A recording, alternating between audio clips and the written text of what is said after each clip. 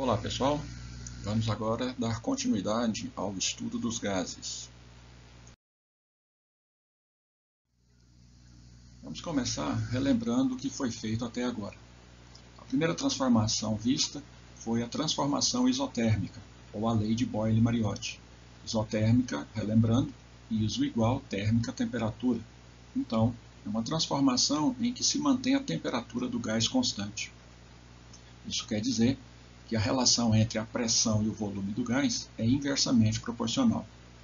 Um aumento do volume do espaço ocupado pelo gás leva a uma redução proporcional de sua pressão, e a redução do espaço ocupado pelo gás leva a um aumento proporcional da pressão.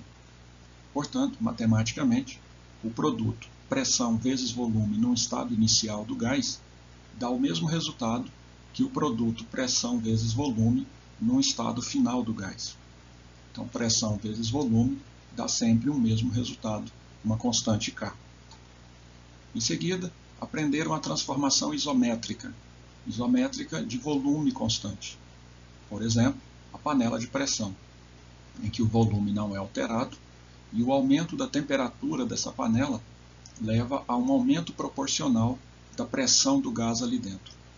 Portanto, matematicamente, a divisão pressão pelo volume num estado inicial é igual à divisão da pressão pela temperatura num estado final. Então, a razão pressão sobre volume vai dar sempre também um valor constante, uma constante K. Depois, aprenderam a transformação isobárica, quer dizer, manter a pressão constante sobre o gás, que é a lei de Charles e Gay-Lussac. Essa transformação com a pressão constante mostra que a relação entre o volume e a temperatura é diretamente proporcional. A razão volume pela temperatura num estado inicial dá o mesmo resultado que a razão volume sobre a temperatura num estado final. Ou seja, a razão volume pela temperatura, mais uma vez, nos dá uma constante K. Só lembrando que nessas três transformações particulares, a simbologia K, como a constante fruto das relações matemáticas, ela não é a mesma nas três transformações, ok? Não é porque usamos a letra K que quer dizer que pressão vezes volume, pressão sobre temperatura e volume sobre temperatura vai nos dar um mesmo resultado K. Em cada uma das transformações, esse K vai ter um valor diferente das outras transformações. O que tem que ficar muito claro é que quando dizemos que a razão pressão sobre temperatura dá uma constante, isso vai depender das condições e das características do gás em si. Pois bem, então vimos essas três transformações. Agora, o que podemos observar? Pressão e volume são inversamente proporcionais e pressão e volume são diretamente proporcionais à temperatura. Então, se combinarmos essas três relações, teremos uma transformação genérica, ou a lei geral dos gases, que quer dizer que será uma situação qualquer, uma situação aleatória, em que as três variáveis, pressão, volume e temperatura, sofrerão alterações. Então, pegando a primeira relação, pressão vezes volume, inversamente proporcionais entre si, ambos, pressão e volume, são diretamente proporcionais à temperatura. Portanto, podemos colocar a temperatura relacionada com a pressão e o volume de forma diretamente proporcional.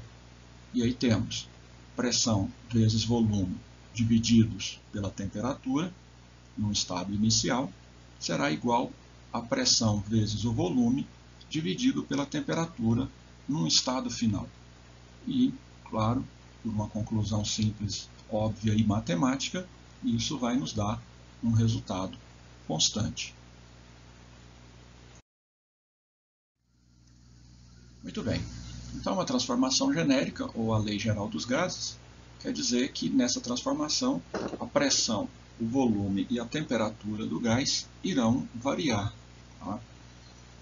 Então, pegando o resultado que nós tiramos das três transformações, a unificação das três transformações, temos a lei geral dos gases, pressão vezes volume, dividido pela temperatura num estado inicial, P0, V0, T0, será igual ao produto pressão vezes volume, dividido pela temperatura num estado final, P1, V1, T1.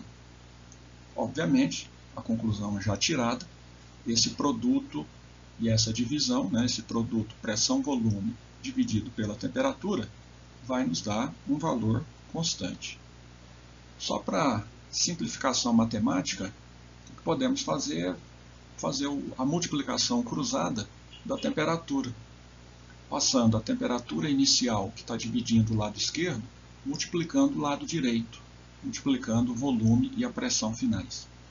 E a temperatura final, que está dividindo do lado direito, passa para o lado esquerdo, multiplicando a pressão e o volume iniciais. Ok? Então, temos aí a relação matemática, volume vezes pressão inicial, vezes a temperatura final, é igual ao volume vezes a pressão finais, vezes a temperatura inicial.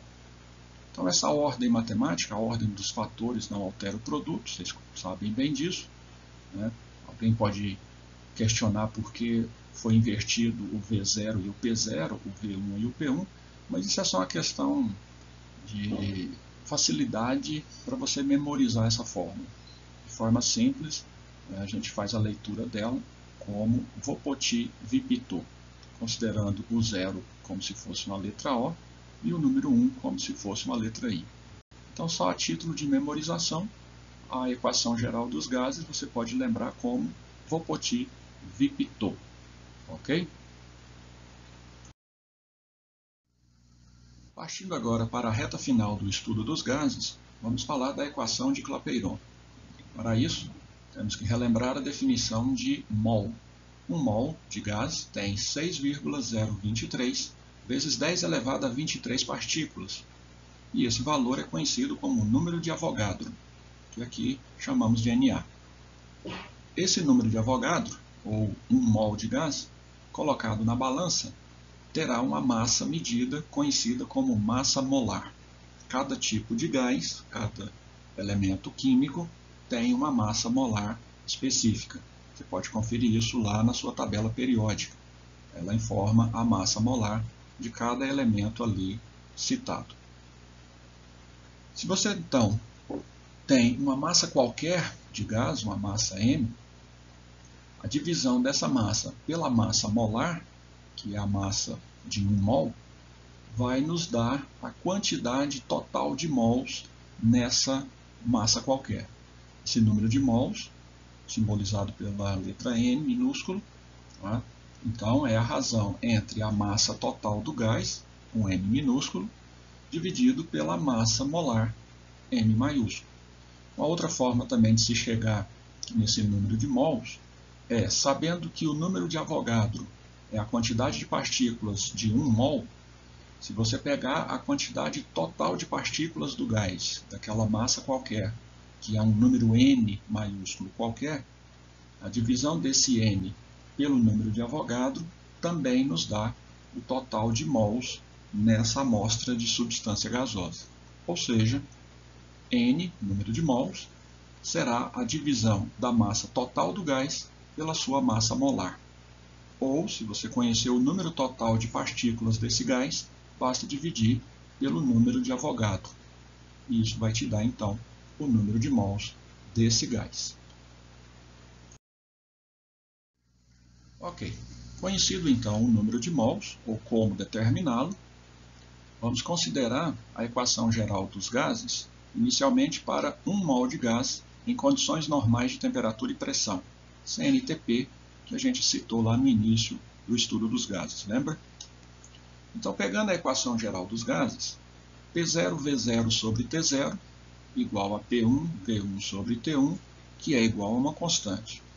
O que vamos fazer aqui é, sabendo que o produto da pressão pelo volume dividido pela temperatura dá uma constante, agora, combinada as 3 variáveis do gás, essa constante passa a ser uma constante específica. A letra K seria uma constante qualquer, tanto que nas 3 transformações individuais lá, cada vez aquela constante vai dar um valor diferente, mas quando você combina as três variáveis, pressão, volume e temperatura, sempre se chega a uma mesma constante, em qualquer situação.